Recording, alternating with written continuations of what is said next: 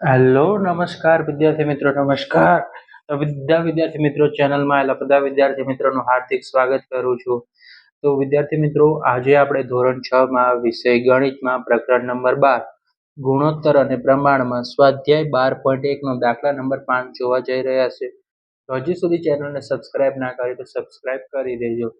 દાખલા નંબર 5 છે નીચેના ખાના પૂર્ણ કરો. બરાબર, રાઈટ. 15/18 છે.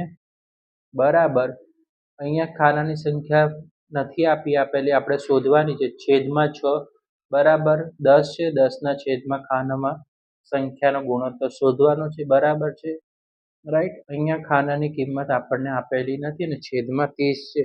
શું આ ગુણોત્તરો સરખા છે તે આપણે ચેક કરવાનું છે, રાઈટ. તો સૌથી પહેલા આપણે શું કરવાનું છે, તો જવાબમાં આપણે સોલ્યુશન તરફ જશું વિદ્યાર્થી મિત્રો.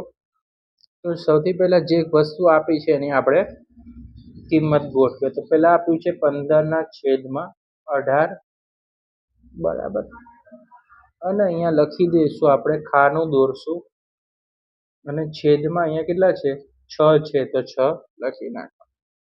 હવે જુઓ, હવે શું કરશું, આમાં ચોકડી ગુણાકાર કરીશું. શું કરવાનું, ચોકડી ગુણાકાર. ચોકડી ગુણાકાર એટલે કે ક્રોસ મલ્ટિપ્લિકેશન, રાઈટ. તો સૌથી પહેલા આપણે અહીંયા લખી નાખશું. સૌથી પહેલા ખાનું જમણી બાજુ છે તેને કઈ બાજુ લાવો, ડાબી બાજુ લાવો વિદ્યાર્થી મિત્રો.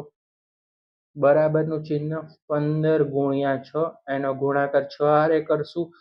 હવે જે સંખ્યા વધી 18 એને આપણે કેવી રાખશું, છેદમાં રાખશું. બરાબર. હવે જુઓ, તો 15 × 6 90 થાય. 90ના છેદમાં 18, તો 18 × 5 કેટલા થઈ જશે 90. બરાબર, તો રાઈટ. તો બોક્સની અંદર કિંમત આપણને શું મળે વિદ્યાર્થી મિત્રો, 5 મળી ગઈ. તો બોક્સ ખાનાની કિંમત આપણને કેટલી મળી, 5 મળી ગઈ. તો આપણે અહીંયા લખી નાખશું 5. પહેલાનો ખાનાની કિંમત આપણને શું મળી, 5 મળી ગઈ. બરાબર, રાઈટ. હવે આપણે બીજી કિંમત શોધશું.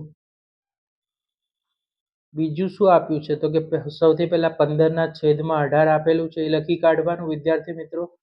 બરાબર. હવે જો 10 છે તો અહીંયા આપણે 10 લખશું. છેદમાં આપણે શું કરશું, બોક્સ છે તેને આપણે છેદમાં બોક્સ રાખશું.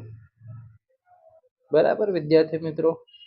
સૌથી પહેલા જો બોક્સ હતું આપણે અગાઉ કર્યું તો એવી જ રીતે આપણે શું કરશું, સૌથી પહેલા જો બોક્સ જમણી બાજુ છે અને કઈ બાજુ લાવવાનું, ડાબી બાજુ બોક્સને લાવી દેવાનું. બરાબરનું ચિહ્ન કરશું. હવે શું કરશું, તો કે 18 × 10 છે, આ બંનેનું શું કરવાનું, ચોકડી ગુણાકાર. તો 10 × 18, 15 જુઓ અંશમાં છે તો હવે આ વખતે ક્યાં જતા રહેશે, છેદમાં જતા રહેશે. જે વસ્તુ અંશમાં હોય તે છેદમાં જતી રહેશે. એટલે અહીંયા ગુણાકારમાં હતું તો નીચે આવે તો ભાગાકાર થઈ જાય. બરાબર, એમ પણ કહી શકાય. બરાબર. હવે જુઓ, બરાબરનું ચિહ્ન, ખાનાનું ચિહ્ન. બરાબર, 10 × 18 એટલે કેટલા થઈ જશે, 180.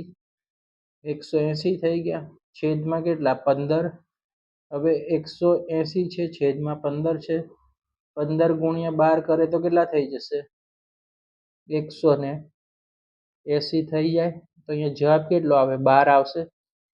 તો આપણે અહીંયા લખી નાખશું કે ચોરસ બરાબર જે ખાનું જે છે બોક્સ એની કિંમત આપણને કેટલી મળી, 12 મળી.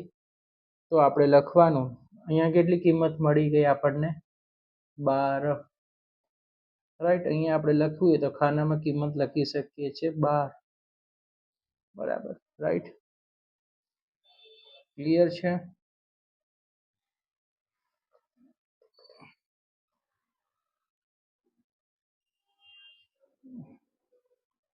હવે ત્રીજી રકમ છે 15/18 બરાબર, બોક્સ બનાવશું.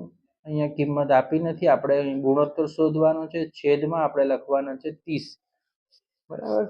તો સૌથી પહેલા શું કરવાનું, જ્યારે આ રીતની કિંમત આપી હોય ત્યારે શું કરવાનું, ચોકડી ગુણાકાર કરી નાખવાનું. તો સૌથી પહેલા બોક્સ જમણી બાજુ છે તેને કઈ બાજુ લાવવાનું? ડાબી બાજુ લઈ આવ્યા. બરાબર. 15 ગુણ્યા 30 છેદમાં કરી નાખો 18. બરાબર. હવે 18 છે, અહીંયા 30 છે. બરાબર. તો જુઓ, સૌથી પહેલા 6 તેરી 18 અને અહીંયા થશે 6 પંચા 30. બરાબર. હવે જુઓ 6 6 શું થઈ જશે? ઉડી જશે. ઓકે. પછી અહીંયા છે 3 પંચા 15 થઈ જાય વિદ્યાર્થી મિત્રો. બરાબર. તો અહીંયા 3 3 શું થઈ જશે? ઉડી જશે. તો આપણી પાસે ઉપર શું વધ્યું? 5 ગુણ્યા 5. તો અહીંયા 5 ગુણ્યા 5. તો અહીંયા બોક્સ બનાવી દેવાનું ખાનું. તો 5 ગુણ્યા 5 બરાબર કેટલા થઈ જશે? 25 થઈ જશે. તો અહીંયા બોક્સમાં કિંમત કેટલી આવશે? 25 આવી ગઈ. બરાબર.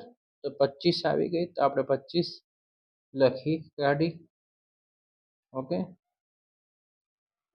ઓકે. માટે આપણે લખીએ કે 15 છેદમાં આપણને 18 મળી ગયા. બરાબર. બોક્સની કિંમત આપણને અહીંયા શું મળી હતી? ખાનામાં બીજામાં 5 મળી હતી. 5 છેદમાં 6 બરાબર 10. 10 છેદમાં બોક્સની કિંમત આપણને શું મળી? 12 મળી ગઈ. બરાબર. બોક્સની કિંમત અહીંયા ખાનામાં આપણે કેટલી મેળવી? 25 અને એના છેદમાં કેટલી હતી? 30 હતી. રાઈટ. હવે આપણે અતિ સંક્ષિપ્ત રૂપ આપવાનું છે. અતિ સંક્ષિપ્ત સ્વરૂપ. અતિ સંક્ષિપ્ત સ્વરૂપ 15 છેદમાં 18. 3 પંચા 15. 15 ના અવયવ 3 પંચા 15 વિદ્યાર્થી મિત્રો. 18 છે તો 18 ના અવયવ શું પડે? 3 છક 18. 3 3 ઉડી ગયા. તો વધ્યું શું વિદ્યાર્થી મિત્રો? 5 છેદમાં 6.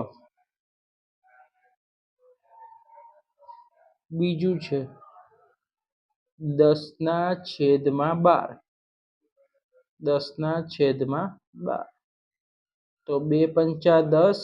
10 ના અવયવ પાડો તો 2 પંચા 10 છેદમાં 12 છે તો 2 છક 12. 2 2 ઉડી ગયા. તો વધે શું વિદ્યાર્થી મિત્રો? 5 છેદમાં 6. હવે શું વધ્યું? 25 છેદમાં 30. તો 25 છેદમાં 30 છે તો વિદ્યાર્થી મિત્રો શું કરવાનું? 5 ગુણ્યા 5. 25 ના અવયવ શું પડે? 5 ગુણ્યા 5 છેદમાં 30 છે તો 5 6 30. તો 5 5 ઉપર નીચે ઉડી જાય તો વધે શું? 5 છેદમાં 6. માટે આપણે કહી શકીએ કે બધા ગુણોત્તરો કેવા છે? ગુણોત્તરો સરખા છે. ગુણોત્તરો બધા કેવા છે વિદ્યાર્થી મિત્રો? સરખા છે. તો વિદ્યાર્થી મિત્રો, ચેનલ હજી સુધી સબસ્ક્રાઇબ ના કરી તો સબસ્ક્રાઇબ કરી દેજો. બાજુમાં બેલ નોટિફિકેશન હિટ કરી દેજો અને વિડીયોને લાઈક કરી દેજો.